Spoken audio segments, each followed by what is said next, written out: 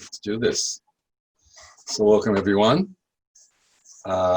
This evening we're going to talk about a relatively new trail, just a few years old, that is not a foot trail, but actually a car trail or a bus trail, known as the Elly Cohen Trail.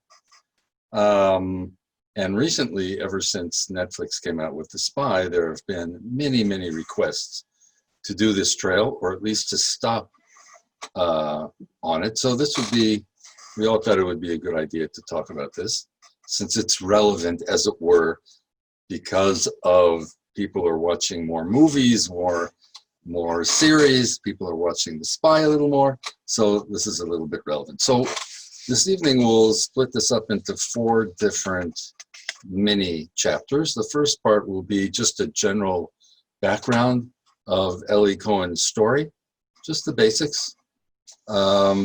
Then we'll actually go on the trail and see pictures of all of the 8 different stops that there are on the Golan Heights. And after we do the trail, we will take a look at the 10 or 11 what are considered the most important pieces of information that were passed on by Elly Cohen to Israel. And lastly, we will try to decide what was accurate and what was not accurate in the Netflix series. So Mark says he just watched the movie last week, so it's still fresh in your mind. And it's I think in general it's a great thing because it's getting the word out there, even though not everything was accurate, and they didn't plan for everything to be accurate, and that's okay as long as they said it, and they did say it, but it's based on a true story. So let's take a look at some pictures to make things a little more lively.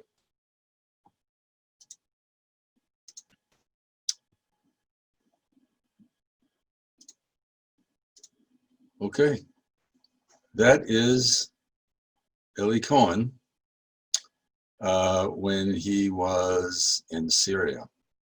This is not what he looked like in the beginning. And we will take a look to see what he looked like in the beginning. So just something even before we start. I am not a member of the Israel intelligence community. In fact, I'm not even sure if I'm a member of Israel's intelligence community. I'm just the guide. And what do I know? Like, what do we really know about what happened in Damascus? We shouldn't know everything that happened there, and we probably never will, and that's not such a bad thing. However, many years have gone by, more than 50 years, and some things have been released. Unfortunately, very little has been released in English.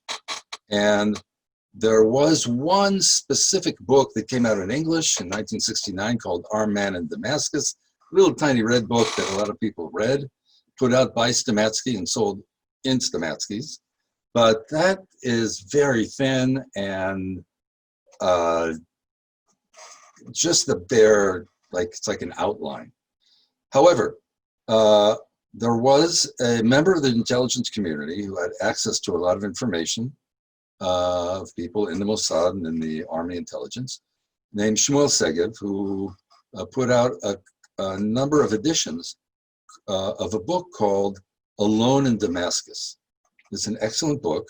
It has not been translated into English. I believe that The Spy, I'm hoping, that the Netflix series will start, hopefully, some book companies to translate some of the books from Hebrew, especially this book, into English.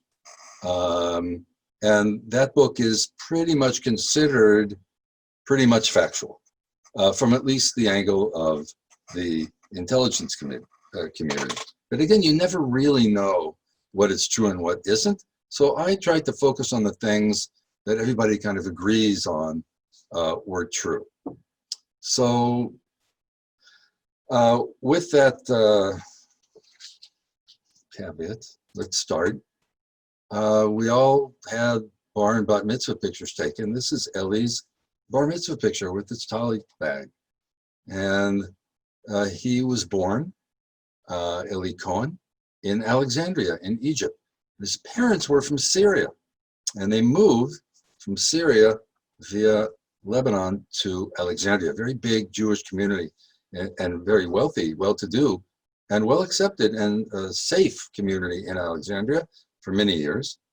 His family was very Zionist, and he was a bright kid. His siblings, for instance, said that when they were sitting on the porch on Shabbat watching cars go by in Alexandria, so Elly could watch 10 cars go by, and then he turned to his siblings and rattle off 10 license plate numbers in order. I don't even remember my own license plate number. Every time I put in gas, I can't remember. But he could remember other just numbers that he saw, which of course is an incredible thing. So he had a great memory, he had a photographic memory, but he had something that's even more important. He had charm. This man, everybody, even as a kid, people loved him. People wanted to be around him. He was a charming man, and it wasn't fake, it was real. And then, of course, when it was needed, it was fake. So his parents, being very Zionistic, moved to Israel in the 1950s. Elly could have gone with him, but instead he decided to stay back and help in various Zionist causes, the most important perhaps being helping other Jews getting to Israel. All that was fine until 1956. In 1956, there was a war known as the Cyanide Campaign, and this was a war of Israel versus Egypt, and after that, Egypt just summarily expelled almost all the Jews from Egypt, not all, but almost all. And Elly was just told, get a briefcase, get a suitcase, you're out of here. And he had to leave all the money he had, all the property that he had, true of all the Jews who left. And he was expelled with many of the other Jews to Italy. And from there, of course, he immediately went to Israel to join his family in Bat Yam, a southern suburb of Tel Aviv. When he got there, one of the first things that he did, he joined the army intelligence, and his job was to translate articles from the newspaper from Arabic to Hebrew. This he found very boring. As someone who translates now and then, I can tell you it is unless it's a subject that you're really crazy about, it can be incredibly boring. And he thought he could do more, so he quit because he'd already, after the age that he had to do army, he did part of his army there, his army service, and then he moved on and he became a clerk at a chain of stores. And he thought that he could have a little more leeway and have a more interesting life. He was good with numbers. He was apparently in accounting. And then at this point, in the late 50s, early 60s, Israel, the intelligence community, had a need for somebody with feet on the ground in Damascus to let them know what's going on. They had no idea what was going on. And they needed someone to get there. And they actively looked for someone who could fit the bill. And they decided that Elly Cohen, who was a clerk, would be a great candidate. According to most of the sources, almost everybody agrees that he was got fired by, it wasn't yet the Mossad, but it was actually army intelligence, because in the beginning, and this is something, just a technical comment, that when Elly was called on to be a spy, he was called on by army intelligence. While he was in Damascus, his handlers changed from being army intelligence to the Mossad. So he was actually in both, which makes it a little complicated, but it's just a technical comment. So the Mossad didn't get him fired, but rather the army intelligence got him fired. He was very upset, and he started being needy, and they waited just enough time, and then came to him and said, look, we have a great job for you. It's very challenging. It's very secret. You have to go through a number of tests, but if you pass, it'll be very exciting, and you won't have any economic worries. And of course, he said yes. And he was checked, a lot of psychological tests, tests to see how sharp he was, his social skills, how trustworthy he was, and he passed almost all the test in flying colors. A number of psychologists, is also mentioned in a number of sources, thought that he wasn't able to discern danger enough, or he kind of like poo-pooed it and said, no, it'll be, yeah, said that it'll be okay.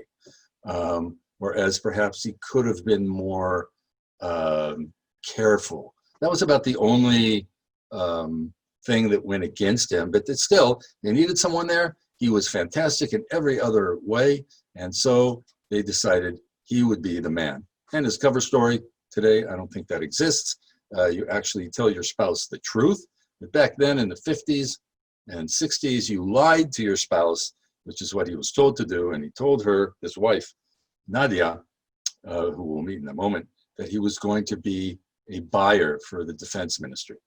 This is the woman that he decided to marry, a woman whose family came from Iraq. And Nadia is her name. She's still alive. And here's Elly. They're very happy. He's a very handsome man. He doesn't have a mustache. His mother here, Sophie, is standing by him. They have that kind of like jaw, that 90-degree angle jaw there. They kind of like a Kirk Douglas kind of a jaw. And here they are at their wedding. And here they are at Rosh Hashanah on their honeymoon. They looked very handsome. They looked very happy, and they were. And he was very excited. He told his wife that he's going to be a buyer. He'll be gone for a while. And to make his cover story stick, he was sent, instead of straight to Syria, to Argentina. And his name, although this is his business card when he got to Damascus, as you can see from what's written on the bottom left, but this is the name that he was given, Kamel Amin Thabit. It's not really an S, it's more like a TH that in Arabic you kind of draw out. So it's Kamel Amin Thabit. And it's kind of a mix between an S and a TH. We don't really have that letter in English. In Hebrew, it used to be apparently a taf without a dot in it, but that's already linguist stuff. So this is the name that he took upon himself. They built the cover story, which was kind of similar to his own story of parents who started in Syria, moved to Beirut, and then moved to Argentina. And while in Argentina, he was able to, he just knew exactly what to do. Of course, he was told what to do. He got an apartment in a nice area. He got the right kind of clothes. He learned Spanish because it was Buenos Aires. I'm probably not saying that right. And, you know, the capital of Argentina. And he gave a lot of money to Arab charities. He went to the coffee house that all the Syrian expats went to.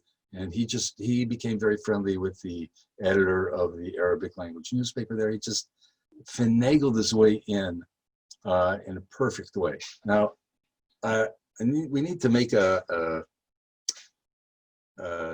talk about how hard it is. This wasn't really emphasized in the movie, but we have to understand, this is a man who was born and spent decades in Egypt speaking Egyptian Arabic. He went to Syria where they speak Syrian Arabic. For us, I'm saying us, you know, people who don't speak Arabic as a mother language, it all sounds the same, but it isn't.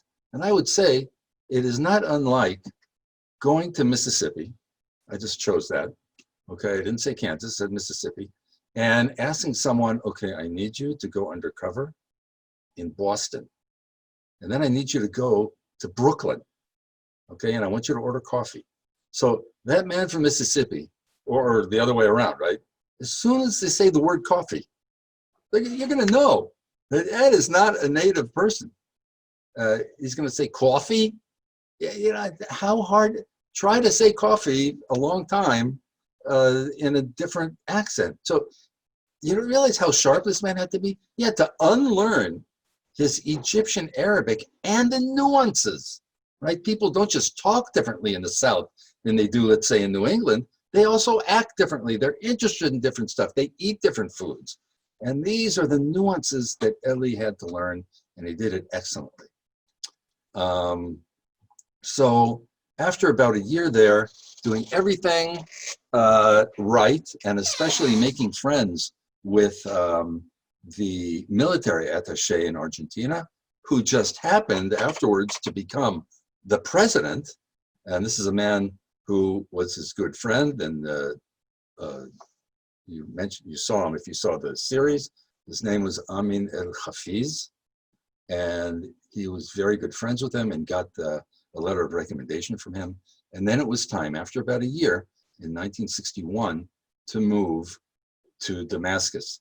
This is about a year after Eichmann was caught in Argentina, and they had to wait for the pressure to go down until they got someone in there, because so people wouldn't be too suspicious. And he made the move to Damascus. He went to, it doesn't look like a fancy building, but this is a very fancy apartment, the top floor that you see up here, okay, in a very fancy neighborhood.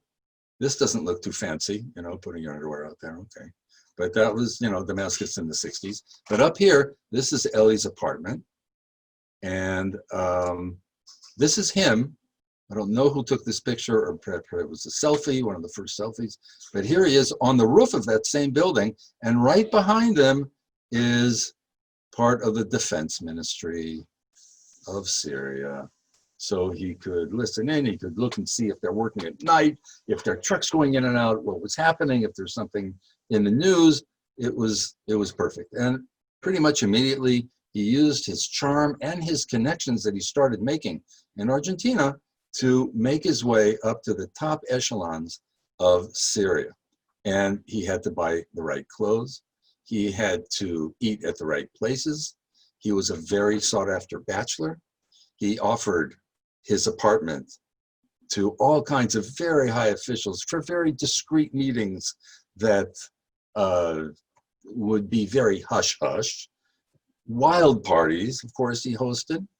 And people trusted him because he came off as someone who was very, very trustworthy. He could walk into the Department of Defense, and you know, he was so well accepted that he even had his own radio show. Okay, he had his own radio show where he broadcasted to expats in Argentina, and that's incredible. And here, for instance, he's with this group of people walking into the parliament. Here we have Amin el-Hafiz, after he becomes president, after he's already in Damascus, right here in the middle. On the left, Atassi is the Minister of the Interior. Ellie's back here. And they're walking into the parliament. The whole army here is at attention. He's like in the top, he's on the starting five of the top basketball team in the country. And he's walking into the parliament with everybody else. I mean, can you imagine, it's like a dream of any intelligence services. So he was able to get information that had to do with politics, that had to do with defense. He was even asked, perhaps, maybe they were toying with the idea of him becoming the number 2 man in the defense ministry, if you can imagine that actually happening.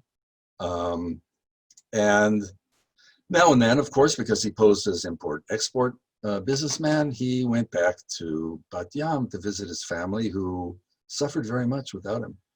Nadia did, you know, it was like 6 months. You're gone for 6 months to do buying. You know, she already was getting suspicious. This is Sophia, who's named for Sophie, who was still alive at the time. And he went back for her birth, and they had 3 kids in the end. But unfortunately, these smiles did not last. And even though he gave incredibly important information about the Army, the Air Force, the water situation, that they tried to divert the water, Nazi officials, in 1965, after 3 years in Damascus, he was caught. And this is the worst picture. It's hard even to look at this. For me, it's harder to look at this than even the picture of him after he was hanged in the square.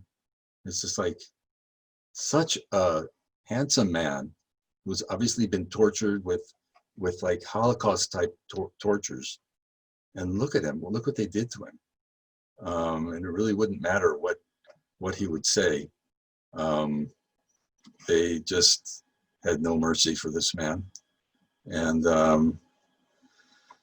And they had a trial, which wasn't even a trial. They wouldn't let him defend himself either. Here he is on the left looking a little more subdued. And the other people who totally innocently helped this man. And many were, I don't think any of them were killed, but they were incarcerated for a long time and tortured themselves. And in the end, this is the very beginning of Netflix, if you remember.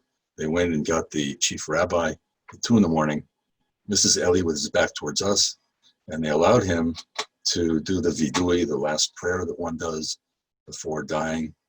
And also allowed him to write a letter in Hebrew to Nadia. And that was about the only nice thing, if you can call it that they allowed him. At this point, I want to move now to the trail, but I do want to tell a story that happened to me about 5 years ago.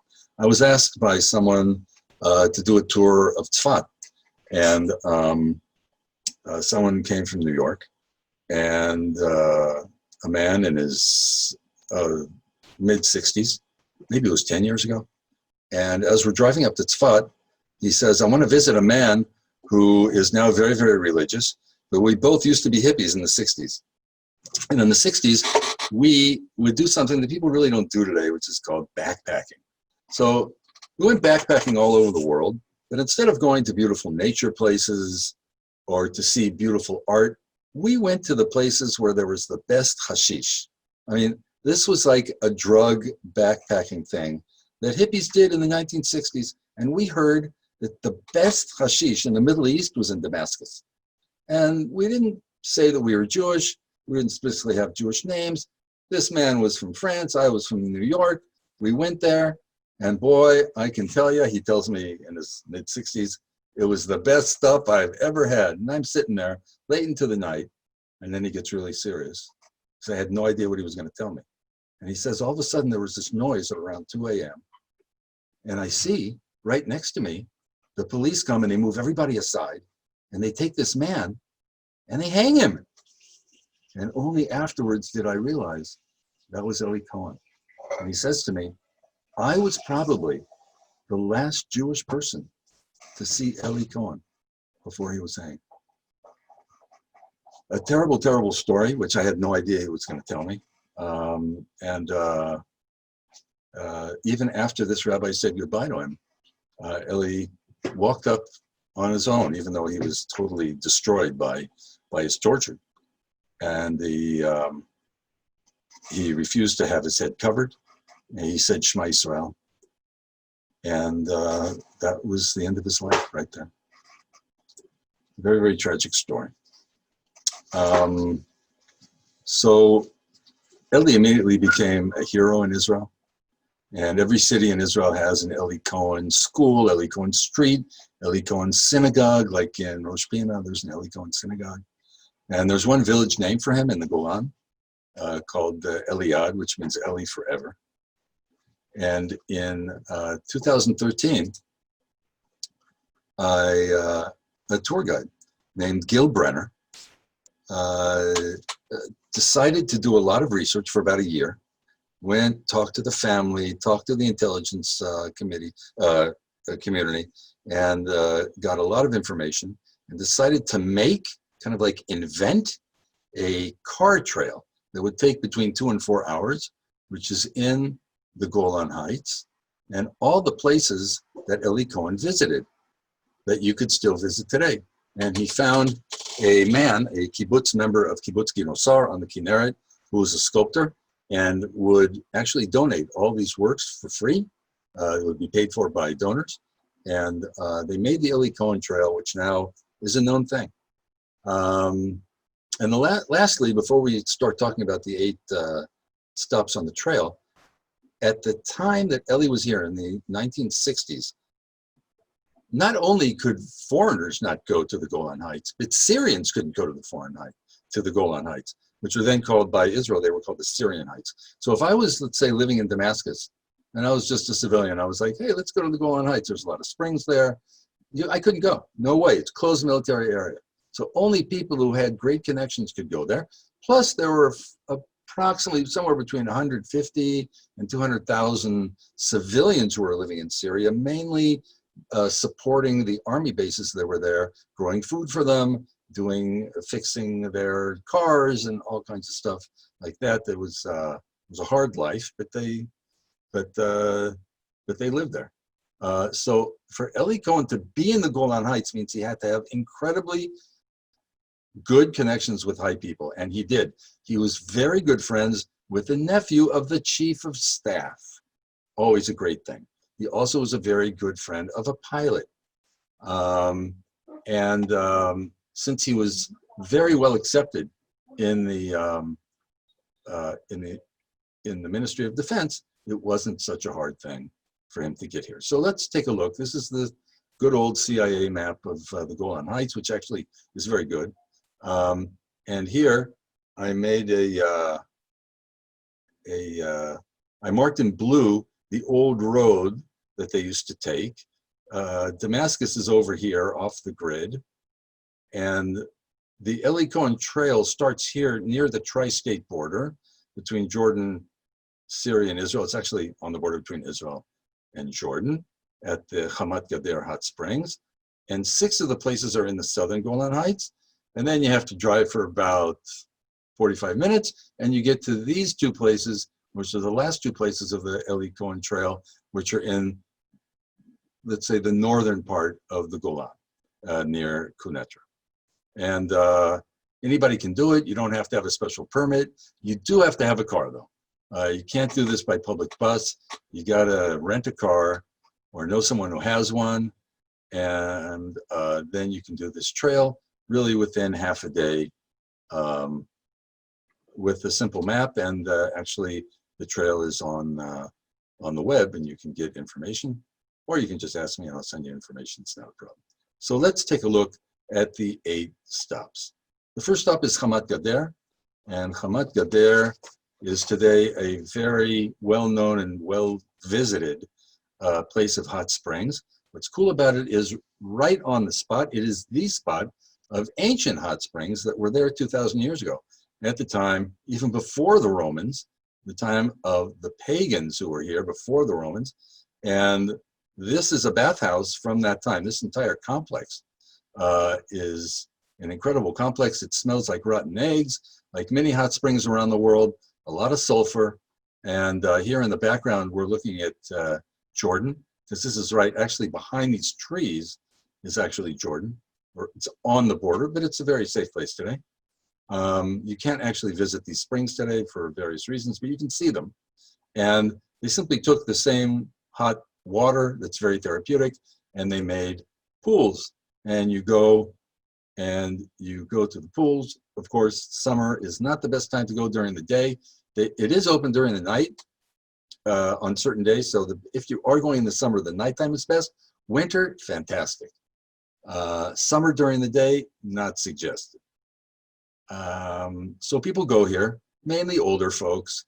Anybody who's listening in here, no matter, I don't even know all of you, if you go and visit it, you'll be the youngest people there.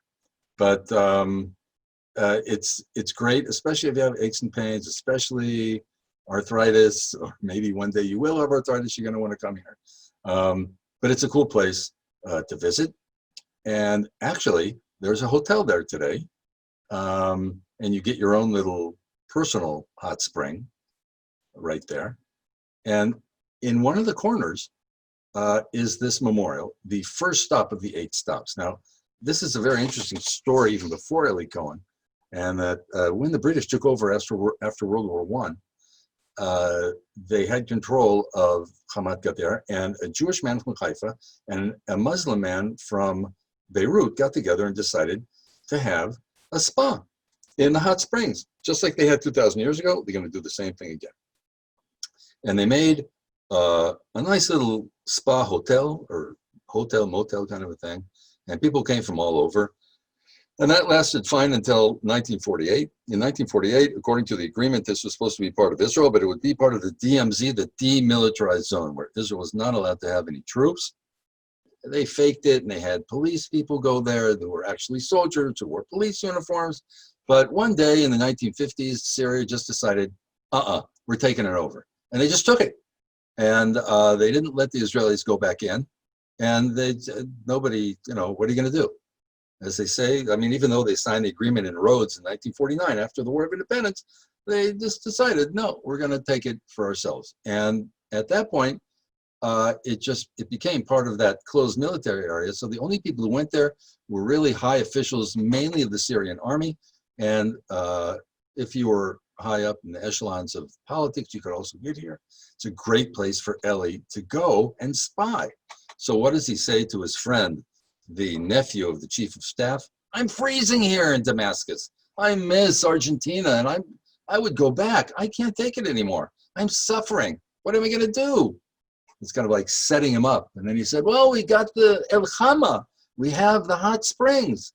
Oh, but that's a closed military area. No, I can get you in. Believe me, I can get you in. So 3 times, Elly went back and forth from Damascus to Hamat Gader and went through the Golan Heights. And that is actually the Elly Cohen Trail today. So the first stop on the trail has these 2 things, a explanation on the left saying Elly Cohen, who was a spy and worked for Israel in the 1960s. And there's also a little machine there that you press the button in Hebrew or English and you get an explanation, including a broadcast of Elly Cohen broadcasting to the expats in Argentina, which you'll hear there on the explain-a-thon thing that they have on the little box there.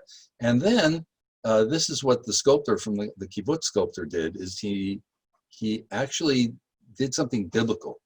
And he took the picture, the biblical image of the 2 people carrying a cluster of grapes, because who did that? Those were the spies. For those who know, in the book of Numbers, which you just recently started reading, Moses decides to send spies to Israel. They would pretend that they were visitors from another land and not Israelites. They had to fake it. And they came back with clusters of fruit, and including clusters of grapes. So here, they're kind of like, in order to give Elly Cohen almost biblical stature, he's using this image, this motif of the biblical spies to honor the memory of Elly Cohen. So that's the first stop at a place where Elly Cohen went a number of times and talked to and got a lot of information from the high army officials and other government officials who went to the spa to chill. And if you remember in the movie series, there was a moment where he went to, where Elly went to the hot baths and met the chief of staff there. I don't remember the chief of staff ever going to El Hama in real life, but it doesn't really matter. It's the same idea. It's kind of like going to playing golf. It's what Herod did in Mossad. It's what you do. You go to the bathhouse and you talk and you make big decisions about politics, about sports, about whatever. And Elly was able to get a lot of information on these trips. Then you drive about 5 minutes outside of Hamat Gader and you start going up to the Golan Heights. And here the French, who were, remember the French had, when the British had the mandate in Palestine and Egypt, the French had a mandate in Syria and Lebanon. So this was part of Syria. And so they had a little customs house for people coming up to the Golan Heights, whether they were coming from what was then Palestine or Jordan. Then in order to go into Syria, you go through this little customs house. This is station number 2.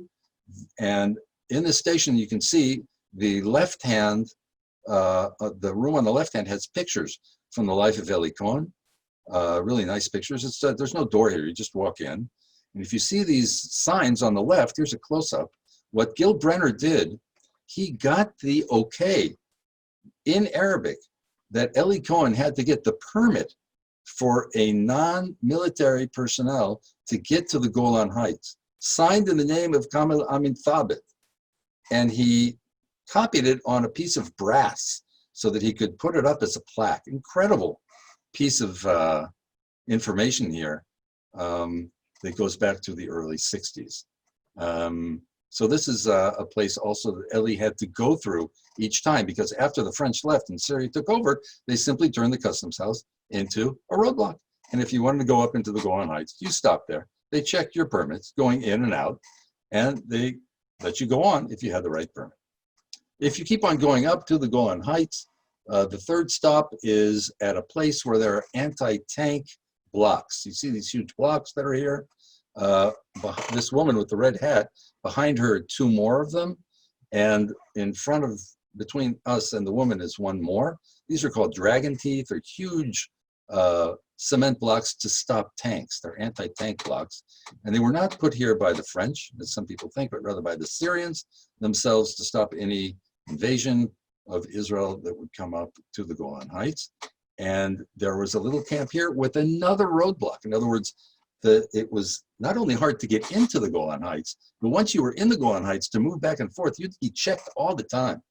So you had to be very well known, or with very important people, or with really good permits to get through here. Now here, the sculpture made something, it looks a little weird, I agree, but it is a sculpture with 4 different faces, each in a different direction. And you can see Israel in the background.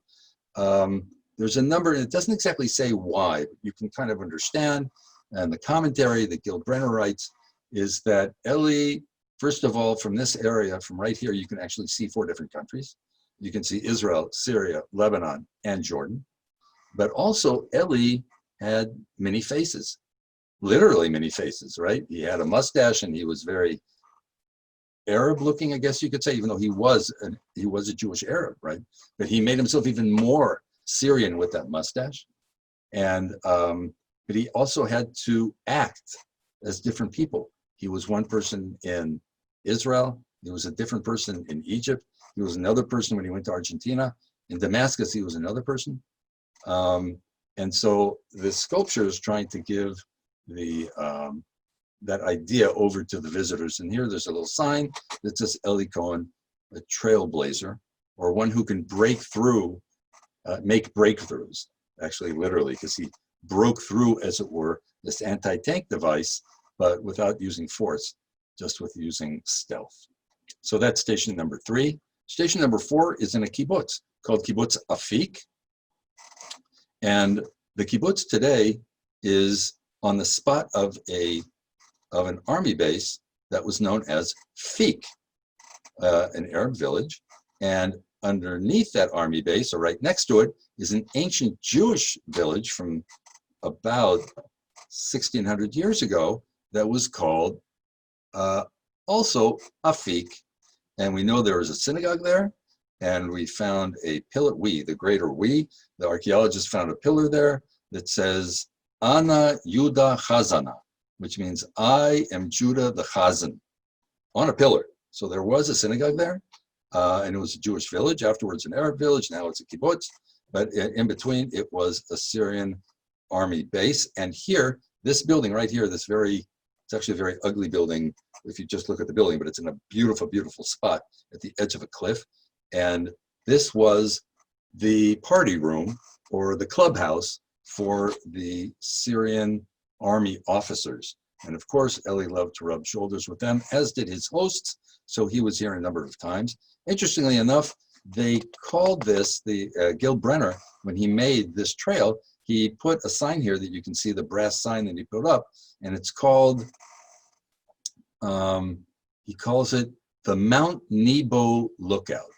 Now, you can't see Mount Nebo from here, but this is something that connects again to a biblical story. Moses, if you remember, very much wanted to go to the promised land, and God told him no. He asked again. He asked a number of times. God keeps telling him no. And at the end of his lifetime, he is brought up to the top of Mount Nebo, which is not far from Jericho, on the other side, on top of the mountains, on the Jordan side of the border. And he is allowed to look down into the Holy Land, and it says he saw everything, kind of like a drone. He could see everything, all the 12 tribes. And in the end, the verse of what God says, his last words to Moses, his last words are, "This is the land. I have let you see it with your own eyes, but you will not cross over there." And that is why it was so fitting for Gil to call it this when Elly Cohen was here, because Elly Cohen is quoted as saying from this spot, when he came back to Israel, he told his the people he was working with, his bosses, he said, "When I saw Tiberias and the kibbutzim of the Jordan Valley below, I was hit hard with a deep yearning to just escape, to take a boat and get away. And then I suddenly felt like I was a lighthouse that's marking the path of a boat named Israel that's in the straits. Wow, that's very, very telling, very, very moving description. So you can understand why this clubhouse, this was called, this party room was called, for Elly, the Mount Nebo lookout. Moving on to station number 5, here we are at the entrance to a Syrian army camp that was called El Al. Yes, I know it's just like the Israeli airlines, but it's also was called that in Arabic.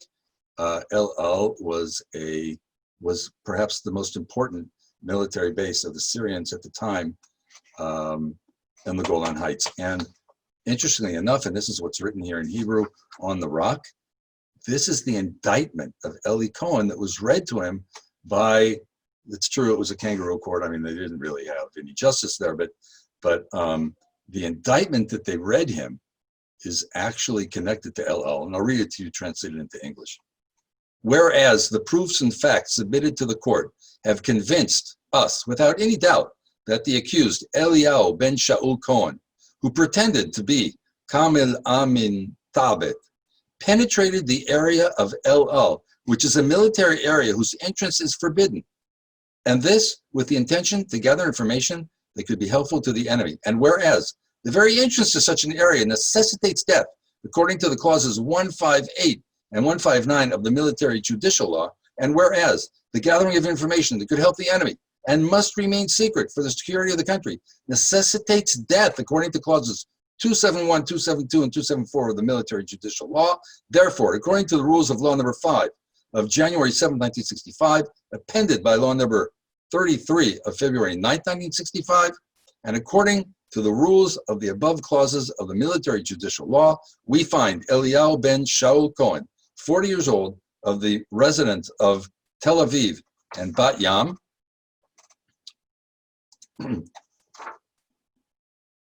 of Bat Yam Street. It was a mistake. They didn't understand that Bat Yam was a neighborhood. To one of the residents of Tel Aviv of Bat Yam Street in conquered Palestine, we find him guilty as charged and we sentence him to death by hanging. Damascus, May 1st, 1965. Which means that when they had to find something real to pin on him, it was this. Because this, their most serious, most secret camp, had their most secret weapons that they had gotten from the Soviet Union and had been aiming and shooting at Israel. And here Elly actually had his picture taken. Take a look at the next picture. This is a famous picture. He actually asked, when he got to El Al, he asked his buddies, I want to take a picture with you guys to remember this great visit. And they said, no, you know what? It's not really cool. This isn't a great place to take a picture. He said, no, come on, no one will know. Let's just take the picture. You can use my camera. You don't have to use yours, and I'll take the blame. And in the end, they reluctantly agreed. On the left is the man who's the nephew of the chief of staff. On the right is one of his friends high up in the defense ministry. And here he's actually showing, he of course sent this to Tel Aviv, where the guns were actually aiming at in the Hula Valley. So when they decided to pin a place and a specific crime on Elly Cohen, it was this place, stop number 5, the El Al camp, that was used in his indictment. Station number 6 actually has nothing specifically to do with Elly Cohen. It's just a place where they planted 2 cypress trees, put up a stone in his memory, and have picnic benches because usually people come from, let's say, the center of Israel. By the time they get here, it's lunchtime. And so also, like today, I drove by here, there's always soldiers who are patrolling on the border, because we're not far from the Syrian border here, who eat lunch and breakfast here. So if you actually do the trail, you will see them eating here. Do not be shy. Start a conversation with them. Offer them food, and they'll offer you bamba or whatever, and it'll be an experience. But here, the road turned in a different direction, so this was kind of like an intersection that Elly went by, but it's actually just a picnic spot. Moving right along, we have 2 more stops.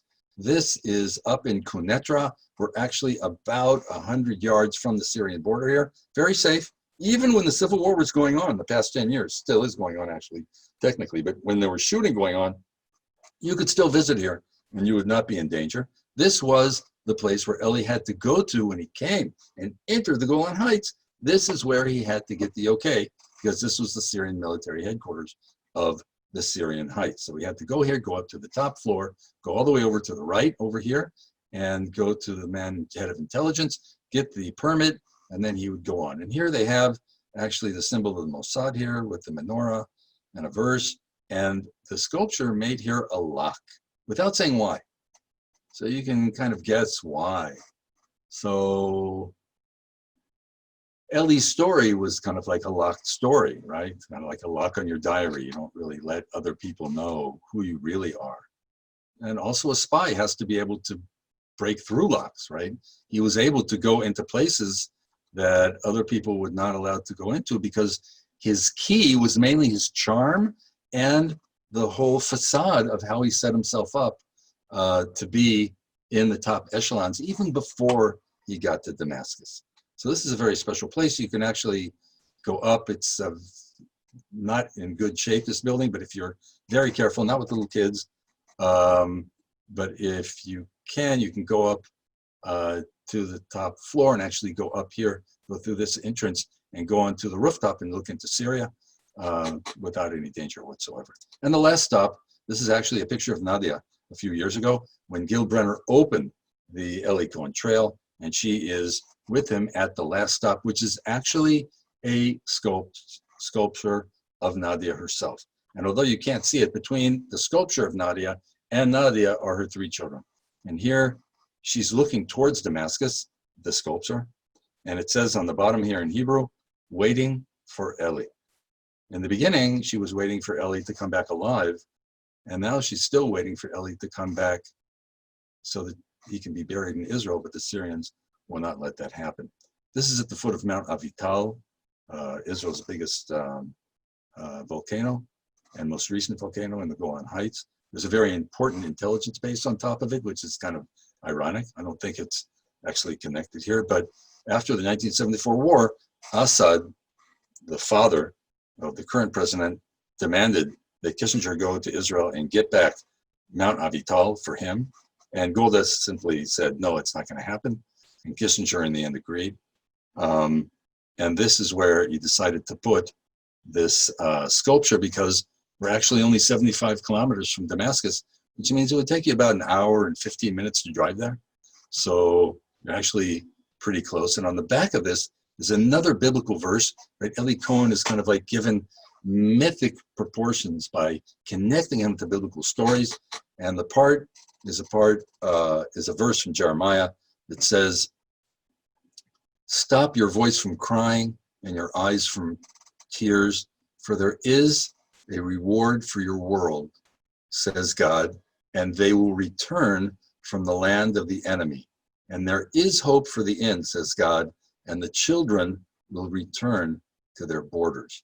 This being kind of like a prayer that we weren't able to get Elly back alive. Hopefully one day, for the sake of the family and the people of Israel, we'll be able to get Elly back to burial in the land of Israel.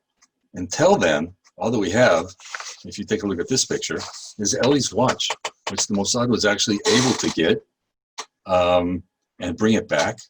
If you look at this picture that we saw earlier, on his left hand over here is this actual watch. It was considered a very fancy watch back then.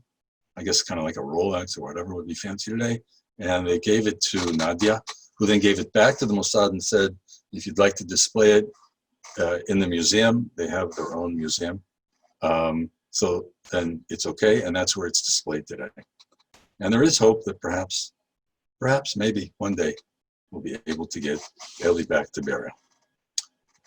So let's talk, before we talk about the last thing, which is the series The Spy, let's talk about the 10 or 11 most important pieces of information that everybody kind of like agrees on, that Elly passed on to Israel. Number one, political information on the plans of the Syrian government in general, and specifically they're establishing a joint headquarters with Iraq, which was top secret at the time. Number two, the discovery of the signing by Syria of a huge arms contract with the Soviet Union, in which they would establish 3 new squadrons of MiG-19s, which is the name of a jet, and units of T-54 tanks, which are considered the best tank that the Soviets made back in the early 60s.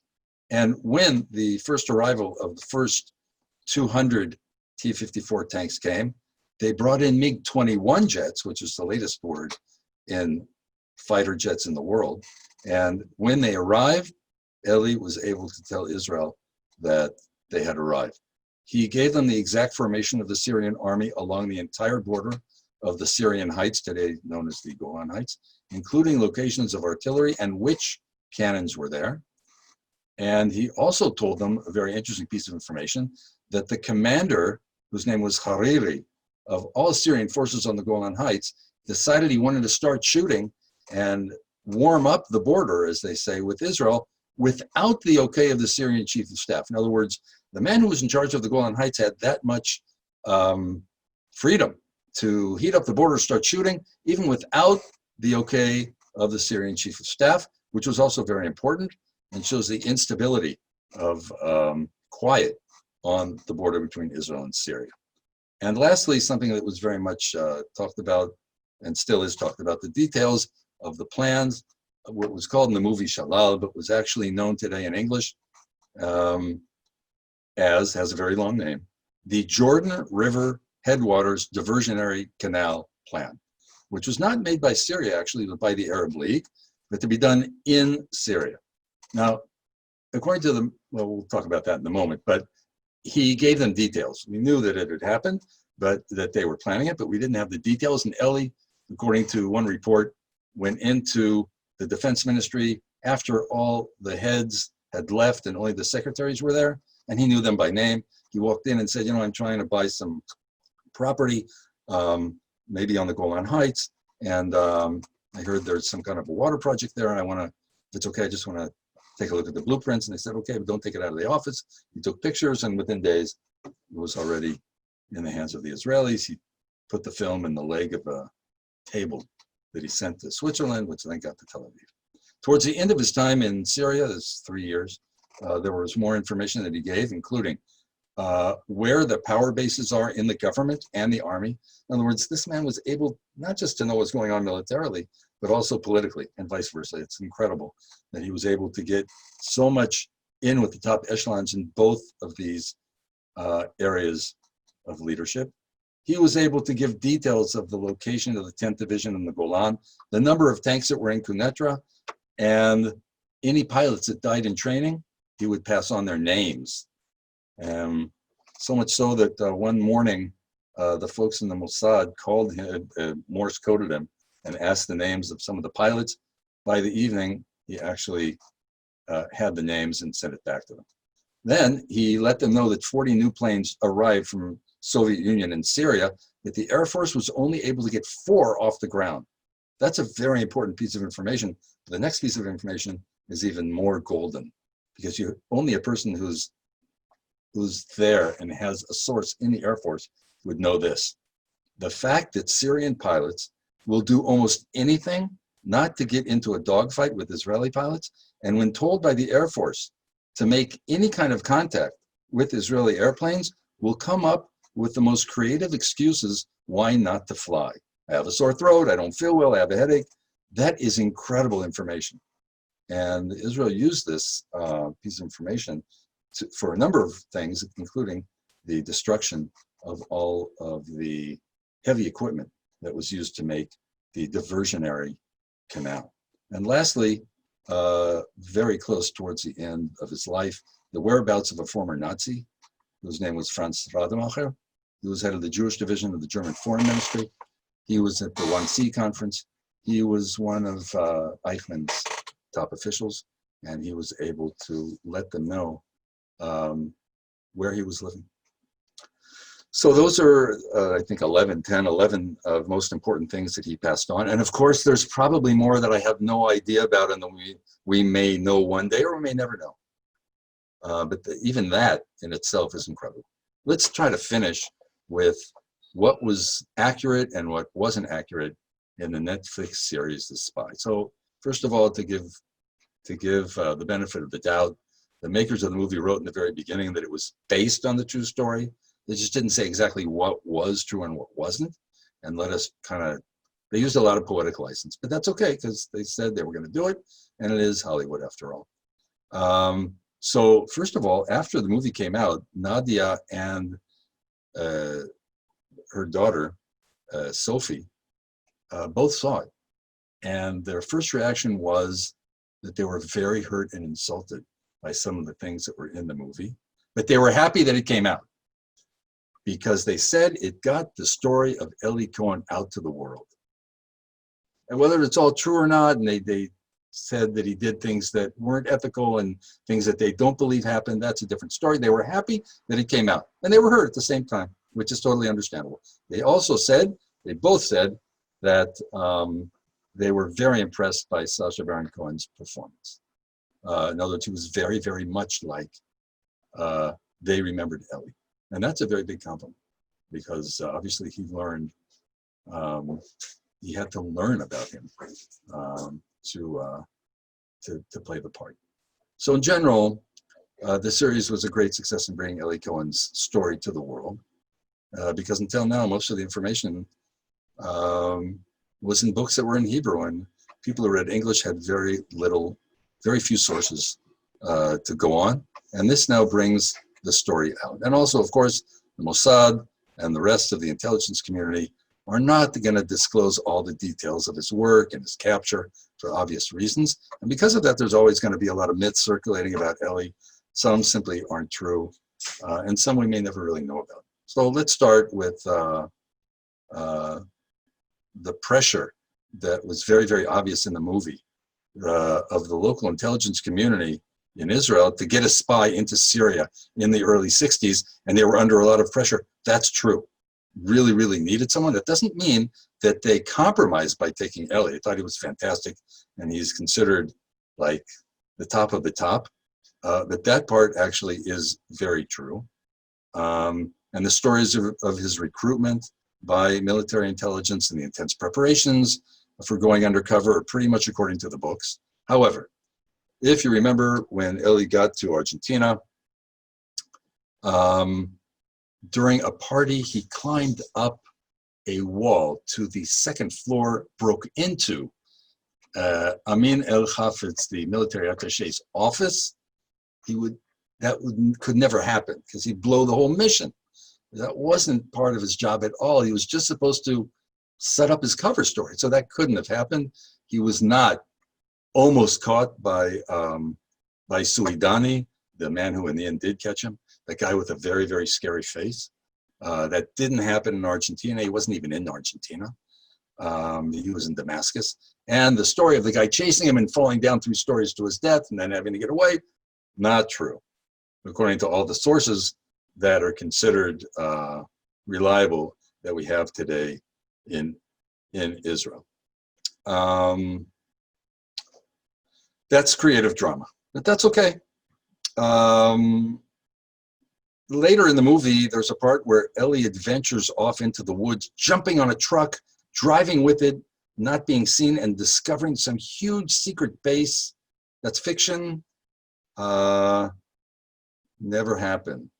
You didn't have to do that to know that the Syrians, as part of the Arab Legion, were digging this huge canal to take the water away from Israel and the Kinneret, which would be disastrous to Israel. We knew that that was going to happen because the Arab League decided on it beforehand. We just didn't know exactly how and where they're going to do it, and that's what Elly found out. But that's okay. It's actually kind of like a detail. Also, if you remember, he went up to the border fence and gave a message to an Israeli kibbutznik who was standing there. That would be suicide. Of course, you couldn't do that. That was just thrown in there. That would never have happened. He did meet the man who was in charge of the heavy equipment, mainly the bulldozers that were supposed to make the canal. And that was indeed Osama bin Laden's father, whose name was Mohammed bin Laden, who was a very rich expat of Saudi Arabia. However, in the movie, they actually have him meet His 6-year-old son, Osama, never happened. He wouldn't have taken along with him to Syria. But that was just there to let us know that he was Osama's father. That's true, by the way, and not made up. And lastly, this upsets everybody.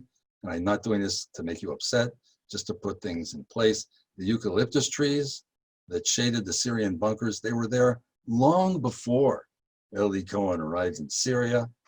And the Israeli pilots knew in 1967 during the Six-Day War where the Syrian bunkers were, not thanks to the eucalyptus trees, but because of aerial reconnaissance photos. I actually talked to a pilot who was a pilot in 1967 who said, "What are you talking about, eucalyptus trees?" We knew it from reconnaissance.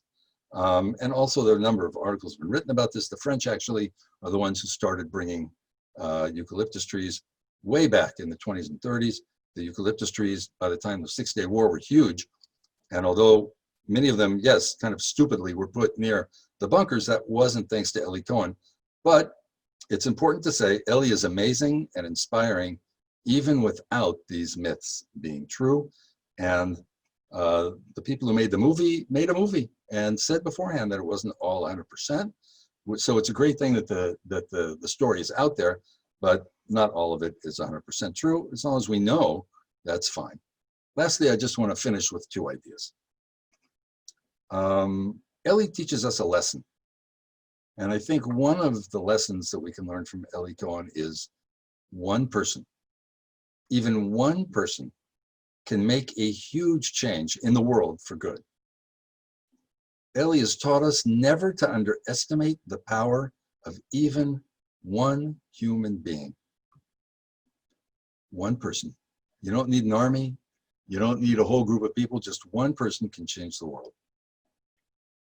And lastly, I wanted to say something that comes from another famous movie. Excuse me for, again, using a movie reference, but you may remember this picture. This is the very end of Saving Private Ryan. Do you remember the final words of Captain John Miller on the left to Private Ryan on the right? As he is dying, he brings him close to him, puts his mouth next to his ear, and whispers 2 words: earn this. Because everybody in that group, except for one man, the cynical man, everybody died saving Private Ryan. And he wanted to tell him, you've got to live your life now to justify this sacrifice. And I think that we, the people of Israel, those of us who live on the Golan Heights, those who love the Golan Heights, wherever you live, we need to take a look into these terrifying eyes of Elly Cohen, this terrible, terrible picture. And we need to think of the sacrifice this man and his family made. And we need to try to live exemplary lives that will justify Elly's sacrifice. We need to earn this. And I think if we try to do that, it will make everything, it won't change history, but it might be a little bit of comfort to us all. Thank you very much. And I hope that when you come to Israel, if you haven't done the Elly Cohen Trail yet, you will do it. Do it with friends, do it on your own, do it with us, get a car, get information. We know we'll be happy to help you and set you up. It's very worthwhile and very educational. So make sure you do it next time you come. Toda rabba, and toda for Mayor for setting it all up.